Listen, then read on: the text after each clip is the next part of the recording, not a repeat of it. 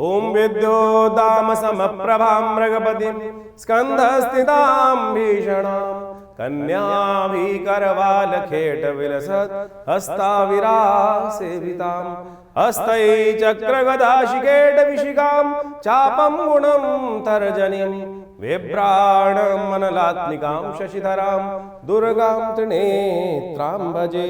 नमस्कार, स्वागत है आपका आचार्य वाणी में। मैं आचार्य डॉक्टर विक्रमादित्य आपके साथ हूँ और आज हम बात करने जा रहे हैं मिथुन राशि वालों के लिए जनवरी के अंत में ग्रहों ने क्या चाल चली है, कौन सी दिशा में ग्रह आपको ले जाने के योग बना रहे हैं।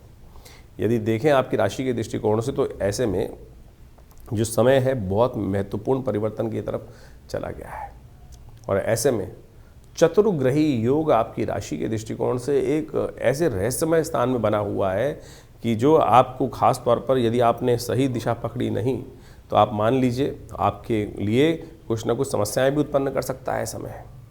इस समय में लोग आपको ऐसा उपयोग करने का प्रयास करेंगे, जैसे कहा जाता है ना कि लोगों ने हमको, आप इमोशनल पॉइंट ऑफ व्यू से ऐसी स्थिति में फंस सकते हैं कि आपको लगेगा तो ये आगे आने वाले समय में हमको बहुत ज़्यादा लाभ देने की स्थिति बना सकते हैं और ऐसा हो सकता है कि इस समय में आप मिसयूज़ होते चले जाएं। लोग आपके लिए ऐसा कर सकते हैं ना, आपको ज़बरदस्ती कोलू का बैल बनाकर बहुत सारी चीज़ों को आपसे काम करवाएं और उसके बाद धन्यवाद भी ना दें। बिल्कुल ऐसी स्थिति आपकी राशि में बनने को तैयार हो चुकी है। तो ऐसे में ध्यान रखिएगा थोड़ा सा, क्योंकि इस वक्त आपकी राशि के स्वामी जो बुध हैं वो अस्त हैं, साथ में शुक्र भी अस्त चल रहे हैं। तो क्या होता है कि जब हमें कहाँ कौन सा जवाब कब देना है वो हमको समझ में नहीं आता, चीज़ों को हमको मैनेज करने में दिक्कत आ जाती है। तो ऐसा योग आपकी राशि में इस वक्त बना हुआ है। कुछ खास हिदायतें हैं आपकी राशि के दृष्टिकोण से, कब कौन से समय में किस प्रकार का रास्ता आपको अपनाने का प्रयास करना चाहिए। उपाय क्या है, ज्योतिष के दृष्टिकोण से हर कोई कहता है जी उपाय करने का प्रयास करें। उपाय के नाम पे हर एक को कहीं ना कहीं कोई या तो माला पहना दी जाती है और या कहीं ना कहीं कोई अंगूठी पहना दी जाती है। तो इन अंगूठियों से आपका तो कोई लाभ नहीं होने वाला, लेकिन जनता जनार्द जो है, जो बेचने वाला है, उसका लाभ ज़रूर हो जाता है। तो इस अंगूठियों के चक्कर से हटें, कुछ ना कुछ और उपाय जो शास्त्र में वर्णित हैं उनको लेने का प्रयास करें। वही हम बताते हैं आपको कि कौन सा समय किस प्रकार से पुरानी ज्योतिष के अनुसार से आपको लाभ देने के लिए रास्ता बना रहा है, कौन से रास्ते में आपको चलना चाहिए। सबसे पहले बात कर लेते हैं 21 जनवरी की। 21 जनवरी को तृतीया का योग है, तृतीया तिथि विद्यमान है, बुधवार के साथ साथ ये योग बन रहा है। और विशेष तौर पर मिथुन राशि वालों के लिए जो ग्रह योग, समझ लीजिए किस प्रकार का योग बनता दिखाई दे रहा है। मिथुन राशि वालों के लिए समय जो है वो बहुत बढ़िया है, भाग्य साथ दे रहा है। लेकिन एक बात ध्यान रखना, ये भाग्य जो कीर्ति का योग आपकी राशि में बना रहा है ना, कीर्ति और यश और धन का योग जो आपकी राशि में बनाकर तैयार कर रहा है आने वाले 2-3 दिन के लिए, ये तभी लाभ देगा जब आप सरल हो गए और यदि आप एक्सपेरिमेंट कर सकते हो। 3 दिन का योग हमने बताया आपको, आप एक दिन भगवान का नाम लो, सरल रहो, और दूसरे दिन मत लेना। 3 दिन का योग गारंटी दे रहे हैं। आप मान के चलो इस वक्त आपके भाग्य ने ऐसा खेल खेला है कि यदि आप एक दिन तीर्थ यात्रा कराए, भगवान के मंदिर में चले जाओ, काम अपने आप होने शुरू हो जाएंगे। जी हाँ, करके देखना। ये कीर्ति का योग जो आपकी राशि में बना हुआ है यही गारंटी लेकर आया है। तो इसको समझते हुए कार्य करने का प्रयास करें। गौरी तृतीया इस दिन, गौरी तृतीया के दिन मंदिर में जाकर, किसी तीर्थ स्थल पर जाकर भगवती के श्रृंगार के वस्त्र हो गए, उनको शीशा इत्यादि जो भी 16 श्रृंगार के समय होते हैं अपने सामर्थ्य के अनुसार से उनको अर्पित करने का प्रयास करें। गुप्त नवरात्रि में माँ भगवती मनोकामना सिद्धि के योग देते हैं। गौरी तृतीया के दिन ये छोटा सा उपाय देखिएगा आपकी किस्मत को बदलने के लिए। कीर्ति योग तो बना ही हुआ है, अब कितना लाभ लेना है वो आपके जिम्मे है। कैसे भगवान के प्रति समर्पण कर कर बैठे बैठे चीज़ें बनने के योग बन रहे हैं आपकी राशि के दृष्टिकोण से। इसलिए सरल और अध्यात्म की तरफ ज़्यादा बढ़ने का प्रयास करें, वही आपके लिए कल्याणकारी योग बनेगा। रवि योग है, नए कार्यों को आरंभ करने के लिए दोपहर के बाद उसमें भी रास्ता अच्छा बनता दिखाई दे रहा है। 22 तारीख का दिन चतुर्थी तिथि विद्यमान है, माघ मास की शुक्ल पक्ष की चतुर्थी है, वरद चतुर्थी बोला जाता है, यानी वर प्राप्त करने वाली चतुर्थी बोला जाता है इसको। बृहस्पतिवार के दिन ऐसा योग बन रहा है और इस दिन ग्रहों की परिवर्तन की चाल जो है, बुध और शुक्र दोनों के दोनों परिवर्तन की तरफ भागते चले जा रहे हैं और दोनों मन के स्वामी चंद्रमा के योग में आ गए हैं। तो मन के हारे हार है, मन के जीते जीत। तो मन पर विश्वास रखने का प्रयास करें, पुरानी बातें भुलाने का प्रयास करें। इन दिनों आपके मनोमस्तिष्क में ऐसी समस्या चल रही है कि बार बार में आपको पुरानी भूरी बिस्तरी बातें होती, मैंने उसके लिए अच्छा किया था, मैंने उसके लिए अच्छा किया था और आज वो मेरे साथ ऐसा कर रहा है, वैसा कर रहा है। इन बातों में ज़्यादा मन फंसा रहता दिखाई दे रहा है, छोड़ दीजिए। रात गई बात गई। जो नेकी आपकी राशि में इन दिनों ऐसा योग चल रहा है कि नेकी कर और दरिया में डाल, चलता चला जाएगा। आपकी नेकियां कहीं ना कहीं कभी ना कभी आपको अवश्य लाभ देंगे। जो जो कर रहा है उसके साथ उसका वैसा आपके साथ जो अच्छा है आपने जो किया है आप चिंता ना करें, कहीं ना कहीं अवश्य में वो भोक्तव्यम कृतम कर्म शुभाशुभम शास्त्र में कहा गया है। तो मन की चंचलता को थोड़ा सा ध्यान रखते हुए कार्य करने का प्रयास करें। चंद्रमा के नक्षत्र में शुक्र के प्रवेश होने के कारण से ऐसी समस्या बन सकती हैं कि जो कहीं ना कहीं मन में थोड़ी चंचलता उत्पन्न करने के योग बना रहे हैं और समय को कहीं ना कहीं सदुपयोग में लगाने का आपको प्रयास करना चाहिए। बृहस्पतिवार का अवसर है, गौशाला में थोड़ा कुछ ना कुछ हरा चारा इत्यादि, चना इत्यादि दान करने का प्रयास करें, कल्याण होगा। 23 तारीख का दिन बसंत पंचमी का दिन है और पूरे विश्व में अनसूज साय के रूप में ये दिन जाना जाता है। लेकिन ध्यान रखना, इस दिन शुक्र अस्त है। कहीं कोई गलती से विवाह करने की तरफ अग्रसित जाए तो शुक्र को बल नहीं है, इस बात का ध्यान रखना चाहिए। कई लोग अज्ञानता में ऐसा कर देते, नहीं बसंत पंचमी तो अनसूज साया है, शुक्र अस्त है, विवाह इत्यादि नए कार्यों के लिए दिन बहुत ज़्यादा अच्छे नहीं माने जाते। ऐसे में कुछ नए कार्यों की तरफ उद्धृत होने से उनमें कहीं ना कहीं आनंद की कमी होने के योग बनते हैं। तो इस बात का ध्यान रखना चाहिए। ज्योतिष के दृष्टिकोण से ग्रह नक्षत्र क्या कह रहे हैं मिथुन राशि वालों के लिए वो भी जान लीजिए। मिथुन राशि वालों के लिए ग्रहजन जो प्रभाव बनते दिखाई दे रहे हैं वो अच्छे हैं, पॉजिटिव हैं और ये दिखाते हैं कि जो आपकी मेहनत है वो जाया नहीं जाएगी, उसमें कहीं ना कहीं आपके लिए कार्यों को बनने के रास्ते बनते दिखाई दे रहे हैं। देखिए शुक्र इन दिनों अस्त चल रहा है तो शुक्र को बल देने की ज़रूरत है। महालक्ष्मी कृपा प्राप्त करने के लिए श्री पंचमी भी साथ साथ आती है। तो श्री पंचमी का बहुत अद्भुत महत्व कहा गया है, लोग भूल जाते हैं इसके लिए। बसंत पंचमी और श्री पंचमी, कई बार लोग आमतौर पे जनरल तौर पे कहते हैं कि जहाँ विद्या रहती है वहाँ लक्ष्मी नहीं रहती, जहाँ लक्ष्मी रहती हैं वहाँ विद्या नहीं रहती है। जब दोनों तिथियाँ एक ही दिन पड़ती हैं तो ऐसी भ्रांति क्यों? ये तथाकथित तौर पर कुछ लोगों ने जो मेहनत सही से नहीं करने वाले होते ना, एक ही तरफ कार्य करते हैं, केवल जड़ता की तरफ जाते हैं, वही ऐसी बात बोलते हैं। शास्त्र नहीं बोलता। शास्त्र तो कहता है कि जो रिद्धि सिद्धि होती है वो साथ में रहती है। गणेश जी को रिद्धि और सिद्धि दोनों साथ में मिलती हैं। तो यानी ऐश्वर्य उसी को जो साथ में ज्ञान के साथ ही आता है, ऐसा नहीं है। जो कई लोग भ्रांति उत्पन्न करने का प्रयास करते हैं कि लक्ष्मी जी का वाहन उल्लू है और वो जो उसको दिन में दिखाई नहीं देता, ये सब फालतू बातें हैं। इसलिए आपके भाग्य को सही रूप से आपको समझने का प्रयास करना चाहिए। बसंत पंचमी के दिन रिद्धि और सिद्धि दोनों के योग बनते हैं। श्री और बसंत, श्री यानी लक्ष्मी, बसंत पंचमी का जो है वो विशेष तौर पर सरस्वती जी की, सरस्वती और दोनों का प्राकट्य उत्सव माना जाता है इस दिन। माघ मास के शुक्ल पक्ष की पंचमी को बसंत पंचमी के रूप में तो पूरे विश्व में मनाया जाता है, लेकिन उस बसंत पंचमी के साथ साथ एक और चीज़ लिखी होती है पंचांग के अंदर, श्री पंचमी, जो हमने आपको बताया।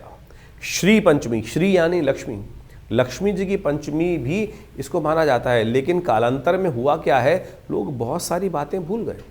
इस दिन लक्ष्मी जी का भी प्राकट्य शास्त्र में वर्णित किया गया है।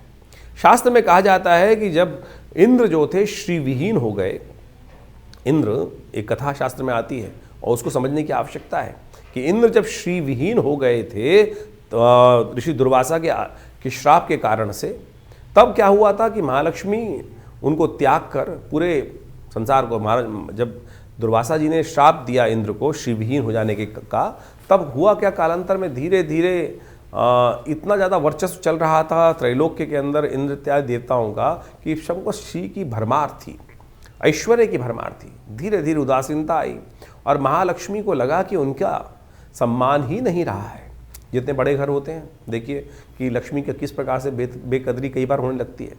और जब लक्ष्मी की बेकदरी होने लगती है, उनका अपमान होने लगता है, झूठे हाथों से ही सब कार्य चलने लगते हैं, अशुद्धता सब जगह व्याप्त होने लगती है, महालक्ष्मी का ध्यान नहीं रहता है। आप समझें कि इस प्रकार से झूठे हाथों से पैसे को छूना और अनेक प्रकार के गलत कार्यों में धन का उपयोग करना, लक्ष्मी साक्षात भगवती हैं और उनका उपयोग गलत कार्यों में करना शुरू कर देते हैं लोग। तो क्या होता है कि लक्ष्मी श्राप दे देती हैं, ऐसे में उदासीन हो जाती हैं, चली जाती हैं, चलायमान चंचला है लक्ष्मी। तो इस बात का ध्यान रखना चाहिए। यही हुआ देवताओं के साथ। तो कहा जाता है कि जब देवता श्रीविहीन हो गए दुर्वासा के श्राप के कारण से, तब महर्षि बृहस्पति ने उनको कहा कि भगवती महालक्ष्मी की उपासना शुरू करो। तब उन्होंने, कहा जाता है कि मार्गशीर्ष के विशेषतर महीने से माँ भगवती की, देवी भागवत के अंदर एक कथा ही है, देवी भागवत के अंदर कि मार्गशीर्ष के महीने की जो पंचमी थी, उस दिन से इंद्र ने भगवती की आराधना आरंभ करी। और फिर योग ऐसा बना कि जो जिस प्रकार से श्री को प्राप्ति करने के लिए सागर मंथन हुआ, और कहा जाता है कई जगह कथाओं के अनुसार से इस श्री पंचमी के दिन माँ भगवती का प्राकट्य वर्णित किया गया है। बसंत पंचमी के दिन श्री पंचमी इसलिए लिखी गई, तो देवी पुराण के अंदर इस कथा को शास्त्र बताया गया है। तो ये भगवती की जयंती भी है, तो माँ भगवती सरस्वती और माँ लक्ष्मी दोनों की जयंती मानी गई है। तो इस दिन विशेष तौर पर महालक्ष्मी को प्रसन्न करने के लिए महालक्ष्मी का यज्ञ विशेष तौर पर किया जाना चाहिए। महालक्ष्मी का यज्ञ विभिन्न मंत्रों के द्वारा किया जाना चाहिए।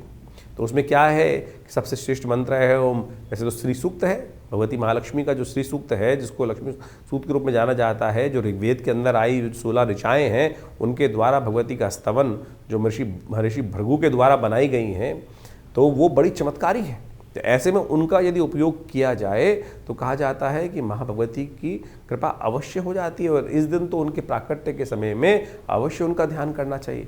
ओम भगवती का जो बीज है वो है ओम ह्रीं, ह के पैर में र, बड़ी की मात्रा, ओम ह्रीं महालक्ष्मी नमः, इस मंत्र का भी जप कर सकते हैं। या भगवती का अद्भुत मंत्र है जिनको कहा जाता है श्री सूक्त।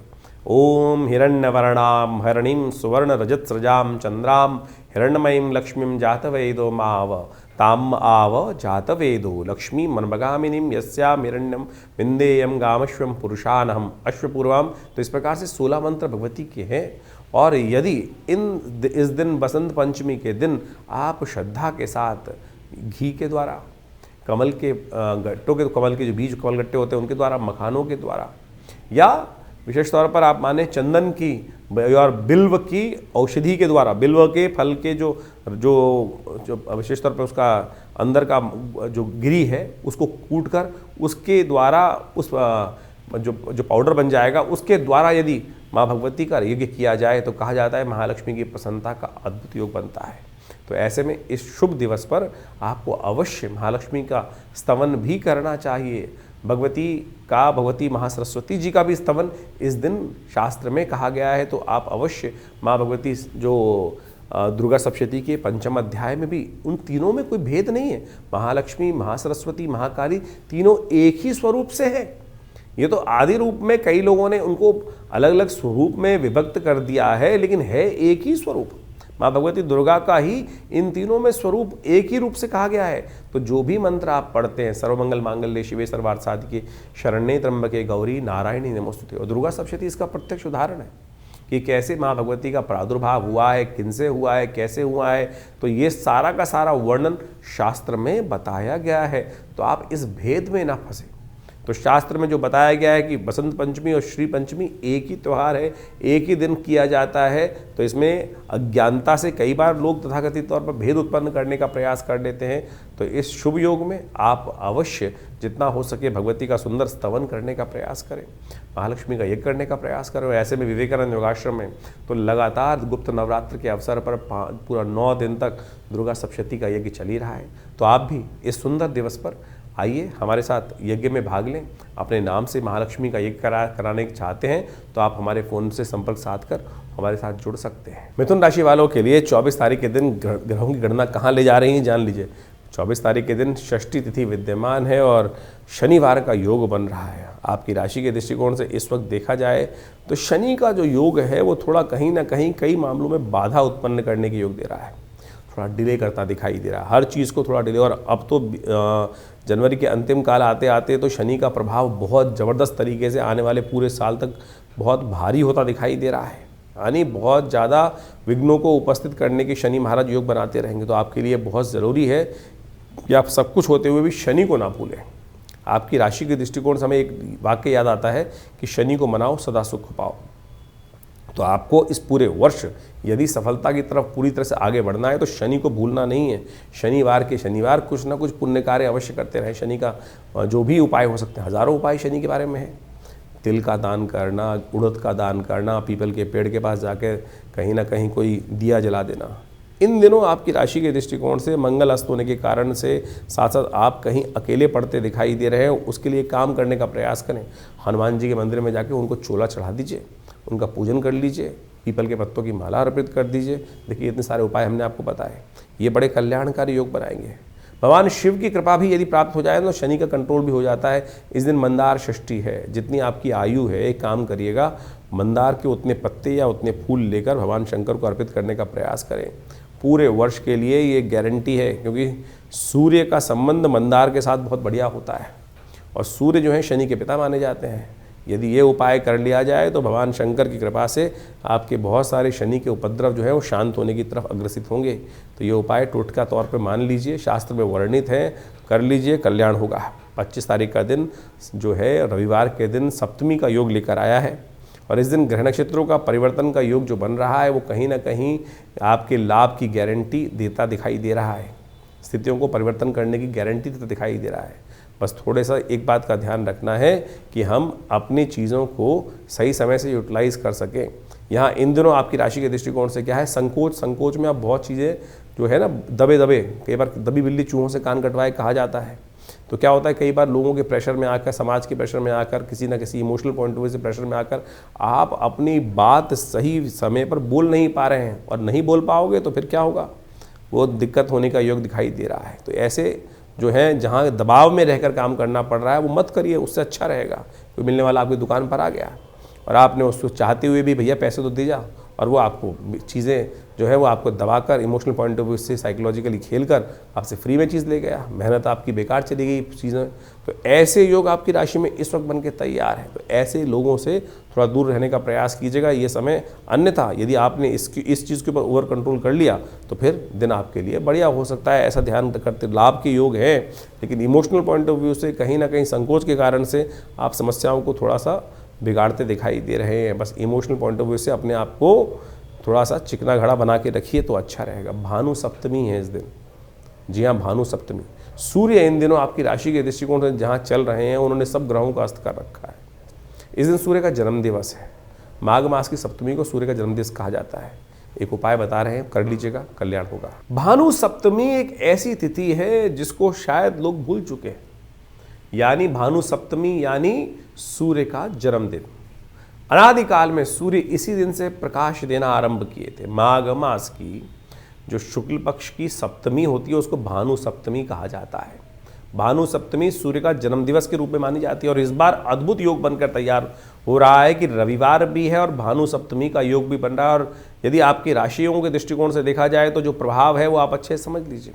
इस समय सूर्य के तमाम दोषों को दूर करने के लिए ये वर्ष सूर्य का वर्ष है। और सत्य मान लीजिए इस बार जितनी उठापटक होने वाली है, क्योंकि बाकी ग्रहों की स्थिति जिस प्रकार की बन के तैयार होने वाली है, आप मान लीजिए एक के बाद एक अपनी महत्वाकांक्षाओं को पूर्ण करने के लिए लोग जो है वो ऐसी तरफ उद्धृत होने वाले हैं कि इस वर्ष कहीं ना कहीं भयावह स्थिति, टकराव शक्तियों, विभिन्न शक्तियों को आपस में टकराने की स्थिति बनती दिखाई दे रही है। चाहे छोटे लेवल पे हो चाहे बड़े लेवल पे हो। बड़े लेवल पे तो आप देख ही चुके हैं कि वर्ष के आरंभ के साथ ही कैसे बड़ी बड़ी शक्तियां आपस में एक दूसरे पे कब्जा करने के लिए होड़ में लगे हुए हैं। इस कार्यक्रम में हमने पहले भी अपने चैनल के माध्यम से बताया था कि ये जो वर्ष 2026 है ये सूर्य का वर्ष है और ये ऐसा वर्ष आया है कि जिसमें लोग अपनी अनाधिकार चेष्टा करने की तरफ अग्रसित होंगे, क्योंकि सूर्य जो है वो बहुत तेजी गति से इस वक्त ऐसे योग बनाते दिखाई दे रहे हैं कि जो राजा प्राप्ति करने के स्थान प्राप्त करने की तरफ अग्रसित होते दिखाई दे रहे हैं। तो मनोमस्तिष्क में कहीं ना कहीं क्लैश उत्पन्न करने के योग बहुत तेजी से बनते दिखाई दे रहे हैं। तो ऐसे में भगवान सूर्य को आपके जीवन में, क्योंकि बेकार कि हम सब आपकी राशि के दृष्टिकोण से समझें तो कैसा योग बना रहे हैं, तो कहीं ना कहीं अपने ज़बरदस्ती के अहंकार को हम यदि और ज़्यादा घी डालेंगे तो कहीं ना कहीं सूर्य के जो नेगेटिव प्रभाव को भी हम प्राप्त कर सकते हैं। तो कोशिश करें, अत्यधिक ताप जो होता है ना वो ठीक नहीं होता। एक जो है एक निश्चित दूरी पर रहते हुए कार्य कर लेना सबसे अच्छा होता है। एक ना अति घाम ना अति जो बहुत तेज जो ठंड वाला काम होता है, दोनों चीज़ें संदर्भता दोनों जगह कष्ट देने की योग बनाती है। तो सूर्य को सेंटर हमारे लिए सम रूप से हमको प्रकाशित करते रहे, वैसे काम करते रहें। तो उस दिन कोशिश ये करें भगवान सूर्य के निमित्त अवश्य कुछ ना कुछ कार्य करने का प्रयास करें। आपकी राशि के दृष्टिकोण से हमें दिखाई देता है कि इस समय आपको विशेष तौर पर रविवार के दिन भगवान सूर्य को अर्घ अवश्य देना चाहिए। सूर्य के जन्मदिवस के दिन किसी बड़े व्यक्ति को जन्मदिवस देने जाते हैं तो आप माला पहना के आते हैं, कुछ ना कुछ उनका स्वागत करते हुए वस्त्र इत्यादि अलंकृत करने का प्रयास करते हैं। तो सूर्य के जन्मदिवस पर कोशिश ये करें जब सूर्य उदित हो रहे हों उस समय एक तांबे के लोटे में थोड़ा सा रोली डालकर और एक पीला पुष्प डालकर और जल लेकर और दोनों हाथ सिर के ऊपर से रखकर इस प्रकार से भगवान सूर्य के का ध्यान दर्शन करते हुए ओम घृणी सूर्य आदित्याय नमः, ओम सूर्याय नमः, ओम भास्कराय नमः, या जो मंत्र है ओम अहि सूर्य सहस्त्रांशो तेजो राशि जगतपते अनुकंपय माम भक्त्या गणर्घम दिवाकर। तो इस प्रकार से भगवान सूर्य का मनी मन गायत्री मंत्र का जप करते हुए भगवान सूर्य को अर्घ दें, उनका तेज का ध्यान करें और उस ओज को अपने अंदर भी ग्रहण करने का प्रयास करें। इतना छोटा सा कार्य है। यदि इसके साथ साथ गायत्री यज्ञ कर सकें, अन्न इत्यादि का गेहूँ इत्यादि का दान कर सकें, ये भी सूर्य से ही संबंध बहुत श्रेष्ठ उपाय हैं। इनको आप करें तो आपके लिए कल्याणकारी योग बनेंगे बहुत सुंदर रूप से। इस दिन नमक का दान करना भी श्रेष्ठ दिखाई देता है। रविवार का अवसर है तो विशेष तौर पे यज्ञ आश्रम पे रहता ही है हर रोज़ की तरह, तो हमने रविवार के दिन विशेष यज्ञ को सूर्य ग्रह शांति महायज्ञ, नवग्रह शांति महायज्ञ के रूप में रखा है। तो उस दिन भगवान सूर्य की प्रसन्नता के लिए विभिन्न प्रकार के मंत्रों से यज्ञ किया जाएगा और साथ साथ आदित्य स्तोत्र का पाठ किया जाएगा। आप उस यज्ञ में सम्मिलित होकर, जो विवेकानंद योगाश्रम में रविवार को सुबह 8 बजे से आरंभ होकर करीब करीब 11 बजे तक कार्यक्रम चलेगा। भगवान सूर्य की विभिन्न कथाओं के माध्यम से भगवान सूर्य के निमित्त विभिन्न प्रकार के यज्ञ इत्यादि मंत्र इत्यादि के द्वारा यज्ञ में आहुतियाँ देकर भगवान सूर्य के तमाम कष्टों को दूर करने के लिए, जब सूर्य शेष नहीं होता तो बहुत सारी समस्या देता है कुंडली के अंदर। जब सूर्य खराब चल रहे होते हैं तो स्किन डिसीज, हड्डियाँ संबंधी समस्याएँ, या आपके लिए हार लगातार हो जा रही है जीवन में, तो समझ लीजिए कहीं ना कहीं सूर्य ठीक नहीं है। बहुत ओवर एम्बिशियस आदमी है वो भी सूर्य के कहीं ना कहीं जो सेल्फ कॉन्फिडेंस व्यक्ति लूज कर चुका है और कीर्ति प्राप्त हो ही नहीं रही है। कीर्ति का संबंध भी सूर्य के साथ होता है, आत्मा का संबंध भी सूर्य के साथ ही है। तो जितने डिप्रेशन की बहुत सारी बीमारियां हैं, बहुत सारे लोग केवल चंद्रमा से जोड़ते हैं उसको, लेकिन यदि सूर्य बलहीन है कुंडली के अंदर, या पापग्रह युक्त है, या अच्छी अवस्था में नहीं है, या नवांश में अच्छी अवस्थाओं में नहीं है, ग्रह खराब ग्रहों के साथ बैठा हुआ है, तो इस प्रकार की समस्याएं उत्पन्न करने का योग दे देता है। अब है तो है, जो योग है उसको ठीक कैसे किया जाए, तो ऐसे शुभ मुहूर्त जो आ जाते हैं उस समय में हमको इनके छोटे छोटे निदान जो हैं वो कर हम बहुत बड़ा लाभ अपने जीवन में प्राप्त कर सकते हैं। तो इसलिए हमने ये सारा रहस्य आपके समक्ष रखा है। उपाय बहुत सरल है, बहुत सीधा साधा है। हींग लगे ना फिट करे, रंग चौका हुआ, कोई बहुत पैसे खर्च करने की ज़रूरत नहीं है। लोग लाखों रुपए के कुछ ना कुछ, कोई माणिक्य पहनने के लिए खर्चा कर देता है, कोई सोने की अंगूठियाँ पहनने के लिए खर्च कर देता है, कोई लाखों रुपए के दान करने की व्यवस्था कर देता है। तो सीधा सरल तरीका है, भगवान के मन दिव्य से उनको अर्घ दीजिए, यज्ञ में बैठिए। हमारे आश्रम में रविवार वाले कार्यक्रम में कोई धन नहीं लिया जाता। बहुत सारे लोग कहते हैं कि कोई मेंबरशिप फीस, किसी प्रकार भी कोई खर्चा नहीं है। आप आएँ, चाहें तो बैठ के हमारे साथ उस कार्यक्रम में भाग लें। माँ भगवती आपकी समस्त मनोकामनाएं सिद्धि करें। तो ऐसे में तो बड़ा सुंदर योग बना हुआ है। सप्तमी का, गुप्त नवरात्रि में सप्तमी का योग भी है और साथ साथ गुप्त नवरात्रि का यज्ञ भी चल रहा है। तो आप इस कार्यक्रम में अवश्य भाग लेकर माँ भगवती की कृपा अपने जीवन में समस्त कष्टों को दूर करने के लिए अपना सकते हैं। मिथुन राशि वालों के लिए 26 जनवरी का दिन ग्रह नक्षत्रों की गणना की तरफ से कहाँ ले जाता दिखाई दे रहा है, जान लीजिए। सबसे पहले तो आपको गणतंत्र दिवस की बहुत शुभकामना। ये दिवस जो है हमारे स्वाभिमान का दिवस है, हमारे को किस प्रकार चलना है उसको बताने का दिवस है। और आपकी राशि के दृष्टिकोण से इन दिनों आप जो चल रहे हैं ना, उस चाल में थोड़ी गड़बड़ है। जी हाँ, और वही आपको थोड़ा परेशान करती दिखाई दे रही है। आप दो नावों में पैर रख के चल रहे हैं। आपकी राशि के दृष्टिकोण से इस वक्त ऐसा योग चल रहा है कि मैं ये भी प्राप्त कर लूँ, ये भी प्राप्त कर लूँ। आप या तो पुण्य और साथ साथ सम्मान दोनों प्राप्त करने का प्रयास कर रहे हो, यानी कहीं ना कहीं ये चल रहे हो कि मेरा नाम भी खराब ना हो, काम भी हो जाए। एक ही चीज़ होती है काम, ध्यान रखना काम करने के लिए। कई बार क्या होता है, दो इधर उधर के चक्कर में चीज़ें निकल जाती हैं। तो इस वक्त एक ही जो पॉलिसी एक अपनानी है, एक चीज़ पे चलने का प्रयास करें। दो जो स्थिति में अपने आप को फाड़ोगे तो कहीं ना कहीं कष्ट होने के योग बनते दिखाई देंगे। तो एक ही रास्ता पकड़ने की ज़रूरत है। तो अपने आप को इस बात का ध्यान रखते हुए कार्य करने की ज़रूरत है, क्योंकि थोड़े से ग्रह अस्त चल रहे हैं। इस दिन थोड़ा भद्रा का योग भी है, ध्यान रखिएगा। जो नए कार्यों को आरंभ करने से थोड़ा सा कहीं ना कहीं कष्ट उत्पन्न करने की योग देता है। संकोच में बहुत सारी चीज़ें आपके हाथ से निकलने की योग बन सकते हैं। तो इस बात का ध्यान रखते हुए कार्य करने की ज़रूरत है। सोमवार का अवसर है, शिव का ध्यान करें, शिव को थोड़ा सा अभिषेक करें, कल्याण होगा। मिथुन राशि वालों के लिए 27 तारीख के दिन ग्रहों की गणना क्या कह रही है, जान लीजिए। देखिए मिथुन राशि वालों, 27 तारीख को ग्रहों का एक परिवर्तन का योग हो रहा है, जो आपकी राशि के दृष्टिकोण से एक बात ध्यान रख लेना, आपके मन को बहुत ऊंचे लेवल पे ले जाने वाला है और ज़मीन से उठ के जो काम करते हैं ना, वो कई बार बहुत तेज़ गति से नीचे करते हैं। दिन आपके लिए अच्छा है, लेकिन आप जो हैं कई बार मनोमस्तिष्क के दृष्टिकोण से हवा में तैरते दिखाई दे रहे हैं। प्रैक्टिकल वे में काम करने की ज़रूरत है। विचार बहुत ऊंचे हैं, कहीं ऐसी स्थिति ना हो जाए कि ऊंचा दुकान फीके पकवान। लोग इस बात को ध्यान रख सकते हैं और आपको वो दिन भारी पड़ सकता है शाम आते आते। इसलिए कोशिश ये कीजिएगा, सुबह जो स्थिति मनोमस्तिष्क में काम कर रहे हैं उसी चीज़ में रहने का प्रयास करें। कोई हवा भरने का आपके मनोमस्तिष्क में कार्य करे तो उससे बचिएगा। मीठी मीठी बातों से यदि आने के योग दिखाई देते हैं और मीठी बातों में आने के कारण से कहीं ना कहीं शाम तक कुछ नुकसान की स्थिति भी बन सकती है। आज मंगलवार का अवसर है इस दिन, और साथ साथ गुप्त नवरात्रि समाप्त हो रही है। आपकी राशि के दृष्टिकोण से आपको ऐसे अनिष्टों को दूर करने के लिए माँ भगवती का सुंदर सानिध्य लेने का प्रयास करना चाहिए। मंगलवार के दिन गुप्त नवरात्रि समाप्त हो रहे हैं। कोशिश ये करें माँ भगवती का सुंदर स्तवन करें, हनुमान जी का, क्योंकि मंगलवार का योग पड़ रहा है तो हनुमान जी का सुंदर स्तवन समस्त मनोकामनाओं को सिद्धि का योग देता है। 27 तारीख के दिन एक खास योग बन रहा है, वो आपको अच्छे से समझ लेना चाहिए। इस दिन गुप्त नवरात्र की 9वीं तिथि है और साथ साथ मंगलवार का योग भी बन रहा है। ये मंगल को जब भी कोई अनुष्ठान जब पूर्ण करने का योग बनता है तो कहा जाता है ऐसे में मनोकामनाओं को सिद्धि के लिए अद्भुत योग बनता दिखाई दे रहा है। 9वीं और मंगलवार का योग माँ भगवती को प्रसन्न करने के लिए बड़ा सुंदर, ग्रह नक्षत्र चंद्रमा उच्च के होकर विराजमान है इस दिन। तो ये योग मनोकामना सिद्धि के लिए बड़ा अद्भुत शास्त्र के दृष्टिकोण से वर्णित किया गया है। हमने विवेकानंद योगाश्रम में जो 9 दिन से चल रहा गुप्त नवरात्रि का यज्ञ है, माँ भगवती का चंडी यज्ञ जो चल रहा है, उसकी पूर्णाहुति की वेला रहेगी। और साथ साथ मंगलवार का सुंदर कांड का पाठ रखने का भी हमने सुंदर कार्यक्रम रखा है।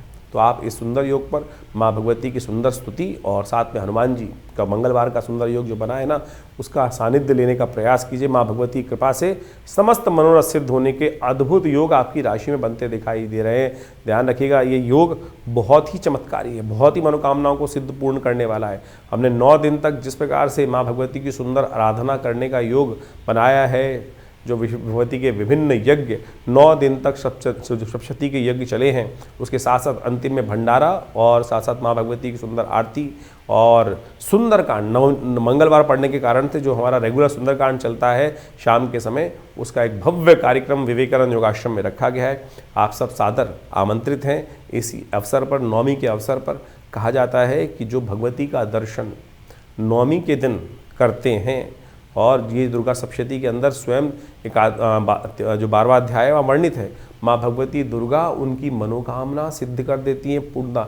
और उसमें मंत्र आया है, सर्वा बाधा विनिर्मुक्तो धनधान्य सुतान्विता मनुष्यो मत प्रसादेन भविष्यति न संशय, कि ऐसे में कोई संशय नहीं है।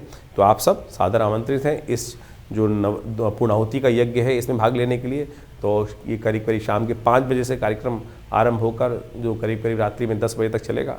आप सब सादर आमंत्रित हैं विवेकानंद योगाश्रम में इस नवरात्रि के साथ साथ सुंदरकांड के पाठ में। माँ भगवती आपकी मनोरथ सिद्ध अवश्य करेंगी। मिथुन राशि वालों के लिए 28 तारीख का दिन महत्वपूर्ण परिवर्तन का, ग्रह गणना का योग दिखाता है। इस दिन मंगल महाराज जो हैं वो चंद्रमा के नक्षत्र में प्रवेश करते दिखाई दे रहे हैं और मंगल में एक नई एनर्जी आती दिखाई दे रही है। साथ साथ इन ग्रहों का परिवर्तन जो है वो आपकी राशि के दृष्टिकोण से जो है वो आपको समझ के कार्य करने की ज़रूरत है। इमोशनल पॉइंट ऑफ व्यू से अपने आप को थोड़ा स्ट्रांग रखने की ज़रूरत है। बेकार के कामों में कुछ अत्यधिक धन खर्च होने के योग दिखाई दे रहे हैं और मन जो है ना वो थोड़ा सा ऐसा हो सकता है कि मन के विचार जो हैं वो थोड़े आप पर भारी पड़े, और उसी के कारण से जो है मंगल के स्ट्रांग होने के कारण से, शुक्र के साथ संबंध बना लेने के कारण से, और शुक्र बहुत जल्दी उदय होने भी जा रहे हैं, तो इन दिनों जो है मन की चाहत जो है वो कहीं ना कहीं इमोशनल पॉइंट ऑफ व्यू से आप पर भारी पड़ती दिखाई दे रही है। तो कोशिश करें थोड़ा सा अपने आप को कंट्रोल करने का प्रयास करें इमोशनल पॉइंट ऑफ व्यू से। यानी लव लाइफ में कहीं ना कहीं समय भारी होता दिखाई दे रहा है, चीज़ें आप पर भारी पड़ती दिखाई दे रही हैं, चीज़ें आप पर महंगी पड़ती दिखाई दे रही हैं। ऐसा सोच समझ के कार्य करने की ज़रूरत है। बुधवार का अवसर है, श्री गणेश का सुंदर स्तवन करें। गणेश जी का सुंदर स्तवन आपको सब प्रकार से कल्याण का योग बनाएगा। 29 तारीख का दिन एकादशी तिथि विद्यमान है, बृहस्पतिवार का सुंदर योग चल रहा है और साथ साथ इस दिन जया एकादशी का योग है और आपकी राशि में बन गया है कीर्ति योग, लाभ योग। आपकी राशि में दोनों के दोनों ये योग जो बन रहे हैं ये कहीं ना कहीं आपकी स्थिति को बहुत मजबूत करने की तरफ अग्रसित हो रहे हैं। एनर्जी लेवल भी अच्छा रहेगा और आपके पॉजिटिव थिंकिंग के कारण से कहीं ना कहीं अच्छे विचारों के कारण से, तेज विचारों के कारण से, सही समय पर सही कार्य होने के कारण से आपके लिए स्थितियाँ अच्छी योग बनाती दिखाई दे रही हैं। भगवान विष्णु का सुंदर सुबह सुबह आशीर्वाद लें हो सके तो इस दिन उपवास रखें। कहा जाता है कि कोई और व्रत करो ना करो, कम से कम एकादशी का व्रत अवश्य करने का प्रयास करना चाहिए। बृहस्पतिवार के दिन सुंदर एकादशी, जया एकादशी का योग जो है वो संपूर्ण मनोरथों को सिद्ध करने वाला है, विजय देने का योग भी बनाने वाला है आपकी राशि के दृष्टिकोण से। कीर्ति का योग तो बन ही रहा है, तो इस समय में यदि आप थोड़े से अपने अच्छे संपर्कों का लाभ लें तो वो आपको स्थितियों को ठीक करने में और ज़बरदस्त सहायता प्रदान करेगा। 30 तारीख का दिन द्वादशी तिथि का विद्यमान है और उस दिन शुक्रवार का सुंदर योग बन रहा है और आपकी राशि में जो श्री का योग बना हुआ है, कीर्ति का योग बना हुआ है, वो अभी भी विद्यमान है। और आपकी राशि के दृष्टिकोण से आप समझें कि शुक्र उदय होने का सुंदर रास्ता बना रहा है और इस शुक्र मंगल के साथ युति होकर बुध और सूर्य के साथ बैठकर आपकी राशि में कहीं ना कहीं आपको जो आपके संपर्क हैं, आपकी दोस्ती है, उसका लाभ कहीं ना कहीं देने का योग अब पूरी तरह से बनाकर तैयार है। तो ऐसे में संकोच त्याग कर आगे बढ़कर कार्य में समय लिप्त होने की ज़रूरत है। वो चीज़ें आपके लिए दोस्ती यारी में कहीं ना कहीं आनंद प्राप्ति के योग भी बनते दिखाई दे रहे हैं। शुक्रवार का अवसर है, परफ्यूम का इस्तेमाल अवश्य कीजिएगा और हो सके तो भगवान शंकर को मंदिर में जाकर, क्योंकि शुक्र प्रदोष का योग चल रहा है, उस इत्र के द्वारा भगवान का अभिषेक करने का प्रयास करें। त्र्यंबकम यजामहे सुगंधिम पुष्टिवर्धनम, इस मंत्र का उच्चारण करते हुए देखिएगा जो है भगवती कृपा से आपकी मनोरथ सिद्ध होने के योग बनेंगे। बात कर लेते हैं 31 तारीख की त्रयोदशी तिथि विद्यमान है और शनिवार के दिन त्रयोदशी तिथि के साथ साथ ग्रहों का परिवर्तन का योग सबसे बड़ा होने जा रहा है। इस दिन चंद्रमा भी परिवर्तन की तरफ जाएंगे और साथ साथ जो शुक्र ग्रह हैं वो मंगल के नक्षत्र में प्रवेश करते दिखाई दे रहे हैं और ये कहीं ना कहीं आपके इमोशनल पॉइंट ऑफ व्यू से दिन बहुत अच्छे पॉजिटिव होने के योग बनते दिखाई दे रहे हैं। इनके कारण से लव लाइफ में एक नई जान आने के योग बनते दिखाई दे रहे हैं, नए दोस्ती में कहीं ना कहीं इजाफा होने के योग दिखाई दे रहे हैं और साथ साथ आपके विचारों में भी कुछ ना कुछ जो थोड़ी बहुत कमी दिखाई दे रही थी, सही समय पर सही रास्ता नहीं दिखाई दे रहा था, वो भी आपके विचारों में पॉजिटिव आने के योग बनते दिखाई दे रहे हैं। तो इस प्रकार से आपने ग्रहों का योगा योग समझा। ग्रहों के योगा योग के कारण से ही जीवन में घटनाओं का जो आगे सृजन होता है वो वास्तविक तौर पर समझा जा सकता है। ग्रहों का योगा योग कब हमारे लिए शुभ है, कब हमारे लिए अशुभ है, ये ज्योतिष की काल गणना बहुत प्रत्यक्ष रूप से समझा सकती है। आने वाला समय किस करवट बैठने वाला है, हमारे साथ क्या कुछ होने के योग हैं और कब हम अपने जीवन के योगा योगों को अपने लिए शुभ उपयोग कर सकते हैं, इसको इस प्रकार समझें। बहुत सारे लोग कहते हैं कि नहीं ऐसा कुछ नहीं हो सकता है। बिल्कुल, आप तो हर रोज़ इसी प्रकार का कार्य करते हैं। आपके अनुभव से आपको पता है कि कब सर्दी आने वाली है, कब गर्मी आने वाली है, कब बरसात होने के योग हैं, तो आप अपने आप को उससे पहले तैयार कर लेते हैं। सर्दी से पहले गर्म कपड़े खरीद लेते हैं और गर्मी आने से पहले उसके अनुसार से अपने घर में व्यवस्था कर लेते हैं, जिससे आपके लिए क्या होता है कि वातावरण के अनुसार से अपने आप को व्यवस्थित करने का मार्ग बन जाता है। ये आपका अनुभव है।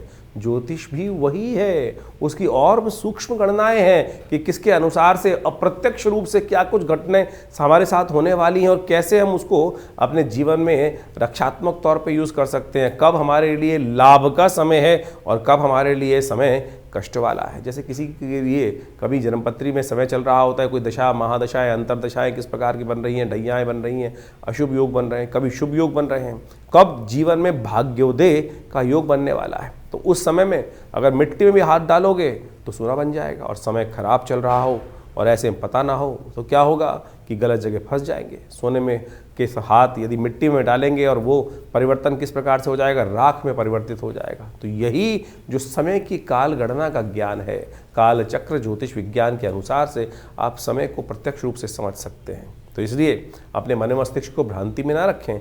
बहुत सारे लोग तथाकथित तौर पर आप ज्योतिष के ऊपर कई प्रकार के प्रश्न चिन्ह खड़े करने का प्रयास करते हैं और बहुत सारी अनेक व्यंग्यात्मक तौर पे बहुत सारी बातें चलती रहती है। हम भी देखते रहते हैं कभी कभी बहुत सारे लोग व्यंग्यात्मक तौर पे जिन्होंने मजाक उड़ाना है वो मजाक उड़ाते रहेंगे। तो आप कोशिश ये करें, ज्योतिष विज्ञान के माध्यम से लाखों वर्षों से लोगों ने इसका लाभ लेते आए हैं और प्रत्यक्ष रूप से आप भी अपने जीवन में ग्रहों की गणनाओं को अच्छे समझकर कार्य करने का प्रयास करें। चिंता ना करें। कई कुंडलियों में बहुत सारे अशुभ योग होते हैं। कोई अपने मनोमस्तिष्क में ऐसी विचित्र विडंबनाएं लेके बैठ जाते हैं।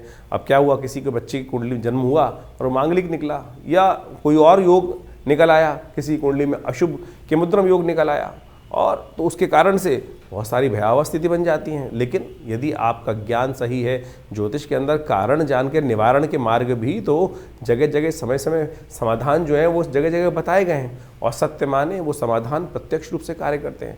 चाहे वो महामृत्युंजय मंत्र हो, चाहे वो लक्ष्मी प्राप्ति के मंत्र हो, चाहे वो विभिन्न प्रकार के अनुष्ठानित चीज़ों में किए जाने वाले प्रयोग हों, उनके द्वारा सब चीज़ें परिवर्तन करने का मार्ग बिल्कुल प्रत्यक्ष रूप से बन सकता है। सकल पदार्थ है जग माही, और एक बात समझ लें, कर्महीन पुरुष पावत नाही। तो इसलिए ऐसा कुछ नहीं है जिसको आप परिवर्तन की तरफ नहीं ले जा सकते। प्रयास की आवश्यकता है, सही दिशा में सोचने की आवश्यकता है, सही दिशा में कर्म करने की आवश्यकता है, सही दिशा को पकड़कर उस पर चलने की आवश्यकता है। तो ज्योतिष विज्ञान कभी भी किसी को भ्रांति में नहीं रखता है, और आप सब इस तमाम जो निदान के तरीके हैं उनको अच्छे से अपने जीवन में सरलता के साथ अपनाने का प्रयास करें। हमारा इस कार्यक्रम के माध्यम से आपके समक्ष जुड़ने का एक ही उद्देश्य रहता है कि पौराणिक ज्योतिष जो है, जो वो कथाओं के माध्यम से हमारे विभिन्न शास्त्रों में बताई गई हैं, योगा योग के माध्यम से विभिन्न शास्त्रों में बताई गई हैं, उन समस्त चीज़ों को आपके समक्ष रखें। और एक बात समझें, जो टोटकों के चक्कर में व्यक्ति फंसे रहते हैं ना, उसके कारण से नुकसान होने के योग बन जाते हैं। उनका कोई बेस नहीं होता है करना जो बिना किसी के तथ्यों के बहुत सारे टोटकों का आज की तारीख में जो प्रचलन सा हो गया है। हमारे विभिन्न प्रकार के तथाकथित तौर पर विद्वान जो उपस्थित हो जाते हैं, जो शास्त्र को मानते नहीं हैं और कुछ भी अनर्गल प्रलाप अपने कुछ बातों को करते रहते हैं। जैसे एक बहुत सारी बातें आजकल चलती हैं कि जो ग्रह आपका बहुत अच्छा हो उसका दान नहीं करना चाहिए। कहाँ लिखा है? सोच के दान देना चाहिए क्या? जिस प्रकार से अगर सोच के दान दे रहे हैं तो फिर तो दान का फ़ायदा ही नहीं है, फिर तो व्यवसाय हो गया। फिर वो व्यवसाय कर रहे हो तो फिर उस दान का फ़ायदा ही क्या है? तो इस प्रकार का आप समझें कि किसी कुंडली में किसी ने कहा जी बृहस्पति बहुत अच्छा है, आप बृहस्पति की चीज़ों का दान करना बंद कर दो। आपका शनि खराब है तो आप शनि की चीज़ों को दान कर दो। और उसको अगर आपने कोई ग्रह सबसे अच्छा है जिसकी वजह से आपकी कुंडली में पैसा आ रहा है, उसकी चीज़ों का आपने दान कर दिया तो आपके भी शुभ योग चले जाएंगे। शास्त्र में ऐसा कोई प्रमाण नहीं निकलता, ना मिलता है, ना बताया गया है, ना किसी ग्रंथ में लिखा है। ये केवल आज तथाकथित तौर पर कुछ जो अपने आप को ज्योतिष में एक स्टंटबाजी करने का प्रयास करते हैं, उनके द्वारा ऐसी भ्रांति उत्पन्न करने का प्रयास किया गया है। तो आपसे अनुरोध है कि आप इन सब की बातों को जहाँ जिसकी आवश्यकता है तो उसको आप करने का प्रयास करें, और तो उससे कल्याण होगा, रास्ते भी बनेंगे और जीवन में सुख भी पदार्पण करने के योग बनेंगे, पुण्य जागेंगे। पुण्य को जगाने का हम प्रयास करें। तो इसलिए जो जो हमारे शास्त्र के दृष्टिकोण से जो पुण्य पर्व आ रहे हैं, जैसे आपके समक्ष हम हमें समय बताते रहते हैं पंचांग के माध्यम से कि ये पुण्य पर्व है, इसके दिन इस दिन ये कार्य किया जाए तो बहुत सारे कष्ट निवारण का योग बन जाता है। तो वो अवश्य, और उसके लिए जो टेस्टिमनीज़ हैं वो हमारे पुरानी कथाओं के माध्यम से शास्त्रों में, विभिन्न पुराणों में और विभिन्न ग्रंथों में टेस्टिमनीज़ के तौर पे कथा के माध्यम से बताई गई हैं। चाहे वो सत्यनारायण कथा ही बताई गई है। बहुत सारे लोग तो सत्यनारायण कथा को बड़े व्यंग्यात्मक तौर पे करते हैं कि वैसा हो गया वैसा हो गया। अरे वो टेस्टिमनी है, घटी, तो उसके लिए उसको लिखित किया गया। ऐसे जीवन में घटना घटी कि एक नाम के स्मरण मात्र से, तो उसको आप व्यंग्यात्मक तौर पे लें। जब आपके साथ घटेगी तब आप प्रत्यक्ष रूप से समझेंगे, तब जाकर आपको पता चलेगा। एक से एक असंभव से असंभव बात होने वाली प्रकृति में घटनाएं घटती हैं और उसको लिखित किया गया है, शास्त्र में बताया गया है। तो इसको आप व्यंग्यात्मक तौर पे जो लोग समझने का प्रयास नहीं करते हैं, व्यंग उड़ाने का प्रयास करते हैं, वो उनकी मूर्खता है। तो हमारा आपसे अनुरोध है कि आप जो भी प्रश्न जानना चाहें चिंता ना करें, चाहे आपके मन में कैसी भी शंका हो, हमारे इस जो सोशल मीडिया अकाउंट है हमारा जो चैनल का है उसमें आप जाके लिख सकते हैं। हम आपको उनके प्रश्नों का निदान भी कोशिश करेंगे, प्रयास करेंगे। लेकिन बहुत सारे प्रश्न आते हैं तो उनके लिए बहुत सारी दिक्कत हो जाती है। तो हमने रविवार का दिन विवेकानंद योगाश्रम में रखा हुआ है। उस दिन फ्री कंसल्टेशन है, ओपन सेशन है। रविवार को सुबह 8 बजे से यज्ञ शुरू होता है और उस वक्त वहाँ पर बहुत यज्ञ इत्यादि, बहुत रामचरितमानस का स्वाध्याय और फिर एक जन प्रश्न का भी कार्यक्रम रहता है। जो भी आपके प्रश्न हो आश्रम में आकर हमसे जान सकते हैं। दिल्ली में विवेकानंद योगाश्रम लक्ष्मी नगर में स्थित है और आप सबको हम सादर आमंत्रित करते हैं। माँ भगवती का दर्शन करें। दिव्य प्रतिमा माँ भगवती की विद्यमान है और जो जो मन में जीवन में आकांक्षाएं हों, कष्ट हों, उनको दूर करने के लिए आप माँ भगवती के सानिध्य में यज्ञ करें। अभी तो जैसे इन दिनों नवरात्र का सुंदर पर्व चल रहा है, तो आप उन सब में आकर भगवती के सानिध्य में यज्ञ में बैठ सकते हैं, मनोकामना सिद्धि के लिए प्रयोग कर सकते हैं। हमने देखा है कि जो भी लोग उस यज्ञ में आके बैठते हैं, माँ भगवती की कृपा से उनके कष्ट अद्भुत प्रकार से दूर होते हैं।